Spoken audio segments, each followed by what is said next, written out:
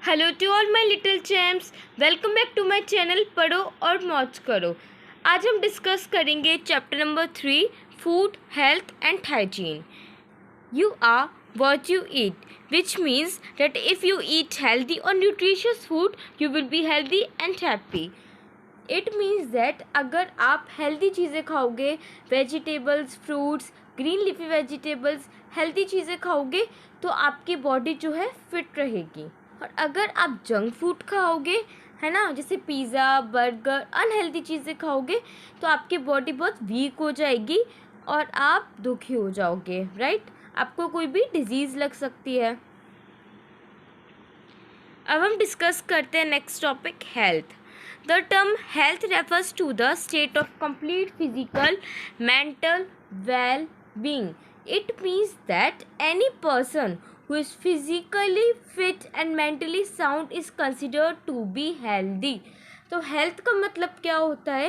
Health means that एक वो state है हमारी, एक बॉडी की वो स्टेट है जब हम फिज़िकली बिल्कुल फिट रहते हैं और मेंटली भी फिट रहते हैं। मेंटली फिट का मतलब होता है जैसे आपको कोई स्ट्रेस ना हो किसी बात का, आप डिप्रेशन में ना हो, आपको बहुत ज़्यादा गुस्सा ना आता हो। तो ये सब चीज़ें क्या है, आपका मतलब माइंड जब पीस रहे, बिल्कुल आपके माइंड में बिल्कुल शांति रहे, वो उसे हम बोलते हैं मेंटली फिट। और फिज़िकल फिट का मतलब होता है जब आपकी बॉडी बिल्कुल अच्छे पोस्चर में हो, अच्छे से काम कर रही हो, है ना, आपको कहीं भी बॉडी पेन नहीं हो रहा हो, उसे हम बोलेंगे फिज़िकल फिट होना। जब आप रेगुलर एक्सरसाइज कर रहे हो तो ऐसे हमें हेल्दी रहने के लिए हमें क्या क्या करना होता है? ईट अ बैलेंस डाइट। हमें एक प्रॉपर बैलेंस डाइट लेनी चाहिए। बैलेंस डाइट मतलब उसमें पूरे सारे न्यूट्रिशंस होने चाहिए, कार्बोहाइड्रेट, फैट सब प्रॉपर अमाउंट में होना चाहिए, उसे हम बैलेंस डाइट कहते हैं, जो कि हम आगे भी डिस्कस करेंगे। Exercise regularly, we should always exercise regularly. आप योगा कर सकते हो ना, एक्सरसाइज रोज़ हमें एक्सरसाइज करना चाहिए अर्ली इन द मॉर्निंग, या फिर अगर जब आप नहीं कर पा रहे हो सुबह, तो आप जब सोने जाते हो तो एटलीस्ट कुछ थोड़ी देर के लिए, एटलीस्ट 5 to 10 मिनट्स के लिए आपको एक्सरसाइज करनी चाहिए। Be clean and keep your surroundings clean too. हमेशा हाइजीन को फॉलो करना चाहिए, अच्छी तरीके से रहना चाहिए, साफ सफाई से रहना चाहिए। आपका जो घर है या फिर आपकी जो सराउंडिंग, आप जहाँ भी रहते हो, जहाँ जो भी काम करते हो, वो भी साफ रहना चाहिए। Take proper rest. हमेशा रेस्ट भी बहुत ज़रूरी होता है। हाँ, काम ज़रूरी है पर रेस्ट भी उतना ही इम्पोर्टेंट होता है, जिससे आपकी जो बॉडी है उसको रेस्ट मिल सके और, है ना, फिर से अपनी एनर्जी रीगेन कर सके। Protect your self from diseases. और क्या करना चाहिए, जो डिजीज़ेज़ वगैरह हैं उनसे बचना चाहिए, है ना। हेल्दी चीज़ें खाओगे तो डिजीज से भी तो बच पाओगे, सारी बॉडी के जितने भी पार्ट्स हैं वो अच्छे से फंक्शन कर पाएंगे। अब यहाँ एक bingo's teaser, which of this person do you think is healthy? A है a young boy exercising, B है a fat boy watching TV. तो ऑफकोर्स यहाँ आंसर है हमारा ए। वो जो एक्सरसाइज करते हैं डेली, जो यंग बॉय जो एक्सरसाइज करता है वो हेल्दी रहेगा, और जो कि फैट बॉय है वो टीवी देखते रहते हैं, फैलते जाते हैं, तो वो कहाँ से हेल्दी रहेगा, है ना। अब हम देखते हैं food. Food is one of our basic needs, without it we can't survive. तो क्या है, फूड क्या हमारी एक बेसिक नीड है, फूड के बिना हम सर्वाइव भी नहीं कर पाएंगे, है ना। फूड में क्या होता है, सारे न्यूट्रिएंट्स होने चाहिए। और न्यूट्रिएंट्स क्या होते हैं? बिल्डिंग मटेरियल होते हैं ऑफ अ बॉडी, जो कि हमारी बॉडी को एनर्जी प्रोवाइड करते हैं। बॉडी का बिल्डिंग मटेरियल होता है न्यूट्रिएंट्स, है ना, जो हमारी बॉडी को की एक्टिविटीज़ में, बॉडी की ग्रोथ में, डेवलपमेंट में हेल्प करते हैं। These nutrients include carbohydrates, fats, proteins, vitamins and minerals, है ना। ये जो न्यूट्रिएंट्स हैं वो क्या क्या होते हैं? कंपोनेंट्स ऑफ फूड भी बोल सकते हो या फिर आप न्यूट्रिएंट्स कह सकते हो। वो क्या हो सकते हैं? Carbohydrates, fats, proteins, vitamins and minerals, है ना। तो ये सारी चीज़ों को मिला के एक प्रॉपर बैलेंस डाइट बनती है। तो इन सब ये जो चैप्टर है ना, इसमें बहुत आपको थोड़े एग्जाम्पल्स भी मिलेंगे, कार्बोहाइड्रेट्स के एग्जाम्पल, फैट्स के जैसे। तो इन सब के जो न्यूट्रिएंट्स के जो एग्जाम्पल्स मिलेंगे, फंक्शंस मिलेंगे, तो आपको हेल्प करने के लिए मैंने एक चार्ट बनाया हुआ, एक फ्लो चार्ट है, तो वो आपको मदद करेगा उन सारे एग्जाम्पल्स और फंक्शंस को याद करने में, है ना, और वो चार्ट मैं आपको at the end of the video provide कर दूँगी। अब हम डिस्कस करते हैं कार्बोहाइड्रेट्स, जो कि पहला न्यूट्रिएंट है, न्यूट्रिएंट्स ऑफ फूड है। They give energy to the body. तो कार्बोहाइड्रेट का फंक्शन क्या है यहाँ पे? एनर्जी देता है बॉडी को, है ना। कार्बोहाइड्रेट्स का फंक्शन क्या है कि हमारे बॉडी को वो एनर्जी देता है ना। और इसके एग्जांपल्स क्या हैं? Potato, rice, bread, cereals, sugar, fruit etcetera. तो इन सारी चीज़ों से हमें कार्बोहाइड्रेट मिल सकता है। तो आपको जो एटलीस्ट 2 या 3 एग्जांपल्स आप याद कर लीजिएगा, या फिर आप जो मैं at the end of the video जो चार्ट दूंगी उसमें से याद कर लीजिएगा, तो आपको आसानी होगी। अब हम देखते हैं fats. They also give us energy. देखिए क्या होता है, जो कार्बोहाइड्रेट और फैट का जो फंक्शन है ना वो कॉमन है, मतलब हमारी बॉडी को दोनों ही एनर्जी देते हैं। जो फैट होता है ना वो कार्बोहाइड्रेट से ज़्यादा हमें एनर्जी प्रोवाइड करता है, देखिए, but more than that given by carbohydrates. और इसको हम बोलते हैं energy giving food. Fats and carbohydrates को हम बोलते हैं एनर्जी गिविंग फूड। इसके एग्जांपल्स हैं butter, meat, cheese, vegetable oil, nuts, milk, cream and ghee. तो यानी 2 और 3 एग्जांपल्स आप याद कर लीजिएगा। अब हम देखते हैं proteins. They are essential for the growth of a body. Proteins क्या होते हैं? हमारी बॉडी के लिए ग्रोथ के लिए इंपॉर्टेंट होते हैं। बॉडी के ग्रोथ और डेवलपमेंट के लिए हमें कौन हेल्प करते हैं? प्रोटीन्स, जिसको हम बोलते हैं बॉडी बिल्डिंग फूड भी बोलते हैं। और इसके एग्जांपल्स हैं eggs, fish, milk, cheese, pulses, soybeans and meat. अब हम देखते हैं विटामिन्स एंड मिनरल्स। जो विटामिन्स होते हैं वो हमें हेल्प करते हैं डिजीज़ से फाइट करने के लिए, है ना। Body to fight diseases and does keep it fit, जिससे हमारी बॉडी फिट रहे। और अगर हमें डिजीज़ हो जाए तो हमारी जो इम्यून सिस्टम है, जो इम्यूनिटी है, वो स्ट्रॉन्ग रहे, तो उसमें हमारी विटामिन्स हेल्प करते हैं। There are different vitamins that are needed for different purpose in a body. तो डिफरेंट विटामिन्स होते हैं, है ना। डिफरेंट विटामिन्स होते हैं, जो डिफरेंट फंक्शंस फॉलो करते हैं। Green leafy vegetables, fruits, fishes, ये सारे क्या उसके एग्जाम्पल्स हैं विटामिन्स के। और मिनरल्स जो होते हैं वो क्या करते हैं? हमारे फॉर्मेशन ऑफ टीथ में हेल्प करते हैं, बोन्स और ब्लड में हेल्प करते हैं। Minerals can be obtained from milk, fresh fruit and vegetables, eggs etcetera. तो ये मिनरल्स के एग्जाम्पल हैं। As discussed in the previous class, besides these 5 nutrients, roughage and water also form an important part of our diet. तो जो भी हमने nutrients पढ़े थे उसमें ही और भी nutrients होते हैं, जैसे roughage और एक water। इसके जो functions हैं वो भी मैं आपको चार्ट में प्रोवाइड कर दूँगी। अब हम देखते हैं हमारा next topic exercise. Regular exercise is an important part of staying healthy. तो हमने जैसे पहले पढ़ा था, अगर हमें हेल्दी रहना है, फिट रहना है, अपनी बॉडी को फिट रखना है, तो हमें रेगुलर एक्सरसाइज करनी चाहिए। Development of stronger muscles and bones. अब एक्सरसाइज के फ़ायदे क्या हैं, एडवांटेजेस क्या हैं, बेनिफिट्स क्या हैं, तो वो हम देखते हैं। जैसे स्ट्रॉन्ग मसल्स एंड बोन्स, हमारे जो बोन्स और मसल्स हैं वो स्ट्रॉन्ग हो जाती हैं। Improvement in the blood circulation of the body, जो बॉडी का ब्लड सर्कुलेशन है उसमें इम्प्रूवमेंट होता है, वो ब्लड सर्कुलेशन अच्छे से होता है। Toning up of body muscles and does maintenance of the body in a good shape. तो क्या होता है, जो बॉडी हमारी बॉडी लैंग्वेज होती है, जो बॉडी पोस्चर होता है, जो बॉडी मसल्स होती हैं, वो भी एक अच्छे शेप में आ जाते हैं, मेंटेन हो जाते हैं। मेंटेनेंस ऑफ द बॉडी का काम करते हैं exercise. Apart from these, there are a number of other benefits of exercise. It prevents many diseases like diabetes and heart problems. तो अगर आप रेगुलर एक्सरसाइज करोगे तो आपको ब्लड सर्कुलेशन भी है ना अच्छा हो जाएगा, जैसा भी हमने देखा था। तो उससे क्या होगा, जितनी भी हार्ट प्रॉब्लम्स हैं वो भी नहीं आएंगी। और आप बहुत सारे ऐसी डिजीज़ हैं जैसे डायबिटीज़ वगैरह हैं, उनसे भी आप फाइट कर सकोगे, आप उनसे भी प्रिवेंट हो सकोगे। Playing outdoor games and doing yoga are good ways of keeping the body fit. तो अगर आप आउटडोर गेम्स खेलो, जैसे बैडमिंटन हो गया, है ना, आउटडोर गेम्स खेलोगे, योगा करोगे रेगुलर, तो आपकी बॉडी हमेशा फिट रहेगी। अब हम देखते हैं ये box. Be sensitive, maintain a correct posture. The term posture refers to the position in which we hold a body upright while the standing, sitting, moving और लाइंग डाउन। तो पोस्टर मीन्स होता है बॉडी लैंग्वेज, कि आप कैसे बैठते हो, आप कैसे चलते हो। जब भी हम चलें या फिर हम बैठें या फिर हम लेटें भी, तो हमेशा हमारा जो बैकबोन है वो हमेशा स्ट्रेट होना चाहिए, बैक रिमेन्स ऑलवेज स्ट्रेट, जिससे क्या होता है बैक एक की प्रॉब्लम नहीं होती है, जो मस्कुलर पेन नहीं होता है, strain stress on body parts gives a smart appearance to our body, और हमारे जो बॉडी में स्मार्ट अपीयरेंस भी आता है। You feel like queen of king when you sit, अगर आप बैकबोन बिल्कुल स्ट्रेट करके बैठो, उससे क्या होता है मस्कुलर पेन नहीं होगा, स्ट्रेन नहीं होगा, स्ट्रेस नहीं होगा, है ना, बैक एक भी नहीं होगा। तो हमें करेक्ट पोस्चर में हमेशा बैठना चाहिए, हमारी जो बॉडी लैंग्वेज है वो हमेशा सही होनी चाहिए। अब हम नेक्स्ट टॉपिक देखते हैं हाइजीन। हाइजीन एक इम्पॉर्टेंट टॉपिक है।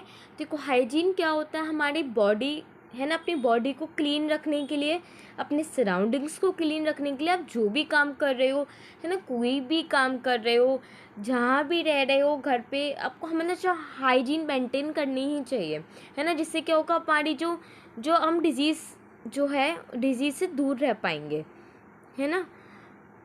हमेशा साफ सफाई बहुत इंपॉर्टेंट रहती है। Hygiene is the science of cleanliness whose aim is to preserve health and prevent the spread of diseases.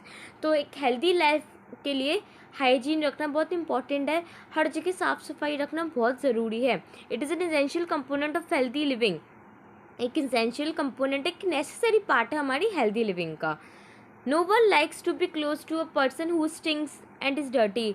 जो भी हाइजीन फॉलो नहीं करता है, जो गंदी तरीके से रहता है, मतलब किसी इंसान का भी मन नहीं करता उसके पास जाने का, या फिर उसकी बॉडी में से कोई स्मेल आ रही हो तो कोई भी नहीं चाहेगा उसके पास जाने का, है ना। तो हमेशा हाइजीन मेंटेन करनी चाहिए।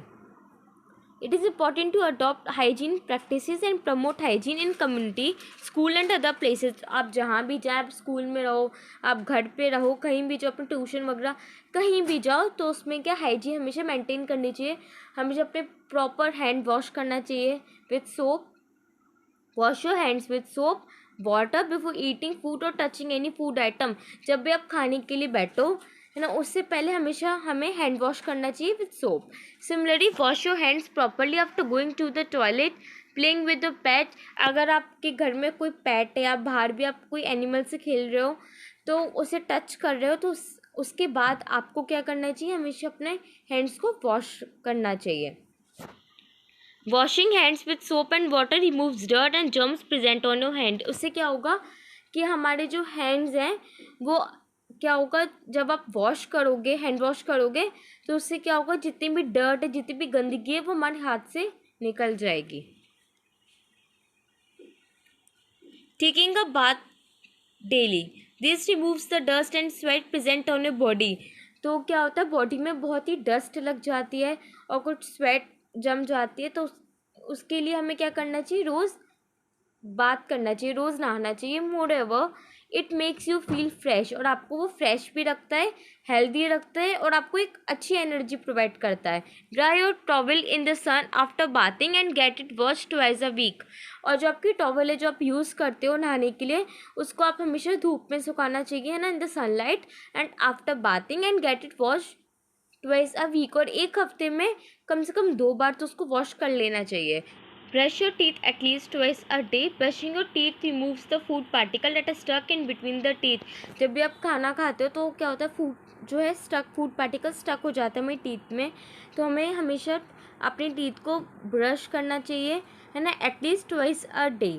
एक तो सुबह अर्ली इन द मॉर्निंग, उसके बाद आप रात में जब बेड पे जाओ उससे पहले भी आपको टीथ ब्रश करने चाहिए, जिससे क्या होता है, जर्म्स जो हैं वो उनकी ग्रोथ रुक जाती है, उनकी ग्रोथ नहीं होती है ना, because of the your food particles. Also clean your tongue with a tongue cleaner daily. और अपने टंग को भी साफ रखना चाहिए with a tongue cleaner. Trim your nails regularly. हमेशा अपने नेल्स को ट्रिम करके रखना चाहिए, है ना, हमेशा नेल्स को ट्रिम करके रखना चाहिए, जिससे भी फूड पार्टिकल्स है, जितनी भी गंदगी है आपके जो नेल्स में लग जाती हैं वो भी साफ़ हो जाए। The exposed parts of the body come in contact with dust and germs throughout the day which get collected on them, so you must wash your face. हमेशा फेस, हैंड्स, फीट, मतलब जितनी भी चीज़ें होती हैं ना, जो exposed part होता है, एक्सपोज्ड पार्ट मतलब होता है कि जितने भी आपकी, मतलब जहाँ आपका जितना भी बॉडी पार्ट्स है जो कि ढका हुआ नहीं है, जैसे आपका हैंड हो गया, फेस हो गया, फीट हो गया, तो उसमें क्या होता है, डस्ट पार्टिकल्स लग जाते हैं। है ना। और जर्म्स लग जाते हैं, अगर कभी आप बाहर जाते हो, घर से भी बाहर खेलने के लिए जाते हो, तो उससे क्या होता है, डस्ट पार्टिकल्स लग जाते हैं, जर्म्स लग जाते हैं, तो उनको भी हमेशा वॉश करना चाहिए and with soap and water before going to the bed and moisturise them with cream और lotion to keep them soft. और जब भी आप बेड पे जाएं हमेशा वॉश करके जाएं विथ सोप, अपने फेस को, अपने फीट को, अपने हैंड्स को, और एक मॉइस्चराइज़र, कोई क्रीम आपको लगाना चाहिए, फिर कोई लोशन ले लिया करो जिससे आपकी जो मतलब जो स्किन है वो भी सॉफ्ट रहे। Keep your room, home, school and other surroundings clean. Always throw garbage in a close dustbin. तो जितने भी गार्बेज, जितनी भी वेस्ट मटेरियल वाली चीज़ें वो हमेशा हमें डस्टबिन में ही डालनी चाहिए। अपना होम, स्कूल, आप जहाँ भी रहते हो, जो भी आपकी सराउंडिंग्स है, उससे हमेशा साफ़ सुथरा रहना चाहिए, हमेशा क्लीन रखना चाहिए। Keep used up utensils in the kitchen sink only. जो कि आप खाना खा के जो भी आप यूटेंसिल्स मतलब हमारे जो बर्तन है जो हम यूज़ करते हैं, तो उसको हमेशा सिंक में डालना चाहिए, है ना, प्रॉपर किचन सिंक में डालना चाहिए। पुट योर डर्टी क्लोथ्स, और जो डर्टी क्लोथ्स है जो आप पहन लेते हो नहाने के बाद, उनको हमेशा वॉशिंग मशीन में या फिर एक वॉशिंग टब, अलग से टब में रखना चाहिए, जिससे उसके जो जर्म्स पार्टिकल हैं, जर्म्स वगैरह, वो स्प्रेड ना हो जाए। अब हम देखते हैं नेक्स्ट टॉपिक, रेस्ट। तो रेस्ट हमेशा कितना रेस्ट करना चाहिए, हमें एटलीस्ट 7 to 8 आवर्स हमें प्रॉपर रेस्ट करना चाहिए। हमारी बॉडी को प्रॉपर 7 to 8 आवर्स रेस्ट का नीड होता है। We need proper rest to restore our vigour and energy. अब यहाँ पे एक वर्ड आया है, विगर एंड एनर्जी। विगर मतलब होता है ताकत, है ना, विगर का मतलब होता है ताकत इन हिंदी। तो क्या होता है, जब भी हम रेस्ट करने जाते हैं तो अपनी हमारी जो थकावट है, जो हमारी थकान है, वो दूर हो जाती है, हमारी एनर्जी रिस्टोर हो जाती है, रीगेन हो जाती है, और जो एनर्जी है फिर से प्रोवाइड हो जाती है। While we sleep a body gets time to repair its worn out cells and tissues. जितने हमारे सेल्स और टिश्यूज़ होते हैं बॉडी के, वो रिलैक्स जब हम करते हैं तो फिर से रिपेयर हो जाते हैं। Also it gets time to grow while we sleep. और जिससे क्या होता है, वो ग्रो भी कर पाते हैं, डेवलप भी कर पाते हैं, हम इम्प्रूव भी कर पाते हैं। So proper hours of rest है important to stay healthy and energise. तो जितना हमें एक्सरसाइज इंपॉर्टेंट है, जितना हमें बैलेंस डाइट इंपॉर्टेंट, उतना ही हमारे बॉडी के लिए एक प्रॉपर आवर ऑफ रेस्ट भी इंपॉर्टेंट है। It is 7 to 8 hours, 7 to 8 hours. अब हम देखते हैं हमारा नेक्स्ट टॉपिक, डिजीज़। डिजीज़ क्या होता है, defined as the condition of abnormal function of a part of the body on the whole body.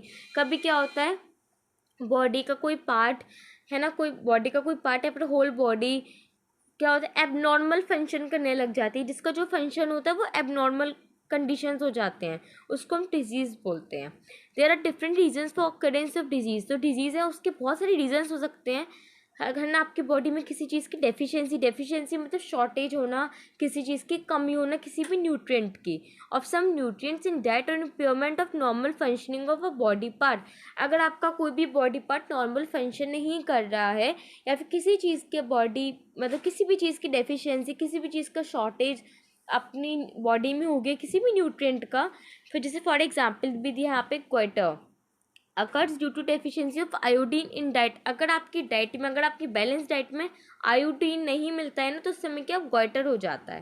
Well a heart attack occurs. अब heart attack कब होता है, जब आपका जो हार्ट में है ना, जो हार्ट में ब्लड एंड ऑक्सीजन जो सर्कुलेशन होता है वहाँ पे ब्लॉकेज हो जाता है, तब हार्ट अटैक कॉज हो जाता है। The supply of blood and oxygen to an area of heart muscle is blocked.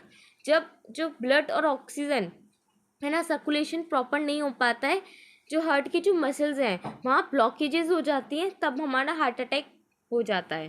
There are some disease which spread from one person to the other well others don't. अब क्या होता है, जो disease होते हैं वो दो टाइप की होती हैं, mainly communicable and non communicable. Communicable disease वो होता है जो कि स्प्रेड होती हैं, एक दूसरे से फैल जाती हैं ना। जैसे अभी कोविड-19 आया था, तो कोविड-19 क्या कम्युनिकेबल डिजीज़ थी, बिकॉज वो एक दूसरे से फैल गया था, है ना। नॉन कम्युनिकेबल डिजीज़ होते हैं जो एक दूसरे से नहीं फैलते हैं। Communicable disease, the disease that can be transmitted from one person to another are known as communicable disease. तो वो डिजीज़ है जो एक पर्सन से दूसरे पर्सन पे स्प्रेड हो जाए, फैल जाए, है ना, उसे हम क्या बोलते हैं, कम्युनिकेबल डिजीज़। जैसे एग्जांपल है हमारे मलेरिया, डेंगू, प्लेग, कॉलेरा, ये सब क्या है, सारे डिजीज़ हैं जो कि फैल जाते हैं।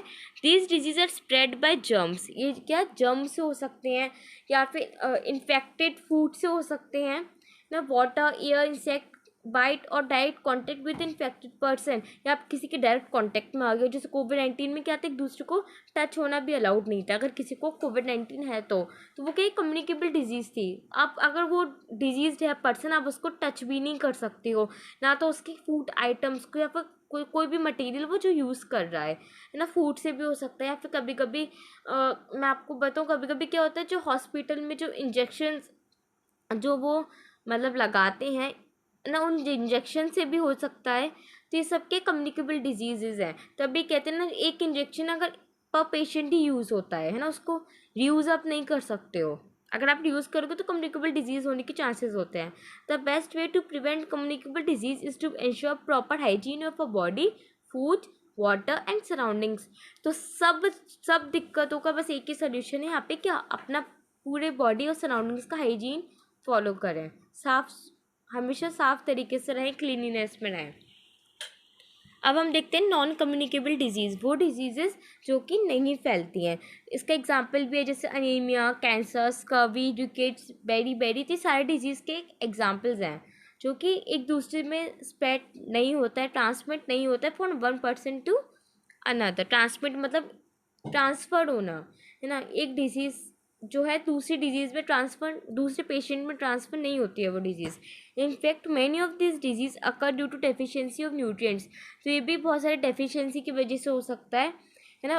अपने डाइट में डाटा कॉल डेफिशिएंसी डिजीज़ बोलते हैं हम उसको, जैसे आयोडीन की डेफिशिएंसी से, मतलब बहुत सारी ऐसे हीमोग्लोबिन की डेफिशिएंसी हो जाती है, तो उसकी वजह से अनीमिया हो जाता है। ये जो अनीमिया लिखा है वो हीमोग्लोबिन की डेफिशिएंसी की वजह से हो जाता है, जो कि नॉन कम्युनिकेबल डिजीज़ है।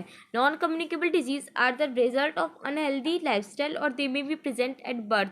कभी कभी वो जेनेटिक डिजीज़ भी हो सकता है, और एक अनहेल्दी लाइफस्टाइल अगर आप करते हो, जंक फूड खाते हो, गंदी तरीके से रहते हो, प्रॉपर बात नहीं करते हो, है ना, तो उन सब चीज़ों की वजह से भी हो जाता है। अब देखिए यहाँ पे एक बिंगोज नॉलेज बैंक है। डेफिशिएंसी डिजीज़ ये है, जैसे गोइटर, तो आयोडीन की डेफिशिएंसी की वजह से हो जाता है। स्कर्वी विटामिन सी की वजह से। अनीमिया आयरन, है ना, आयरन की वजह से। रिकेट्स विटामिन डी, है ना। तो ये सारी चीज़ें क्या हैं, ये क्या डेफिशिएंसी डिजीज़ हैं, जो कि एक न्यूट्रिएंट की डेफिशिएंसी, न्यूट्रिएंट की शॉर्टेज की वजह से हो जाती हैं। अब मैं आपको एक चार्ट दे देती हूँ, चार्ट आपके साथ शेयर कर देती हूँ, जिससे आपको ये सारे एग्जाम्पल्स और फंक्शंस याद हो सकें। So thank you for cooperating and keep smiling.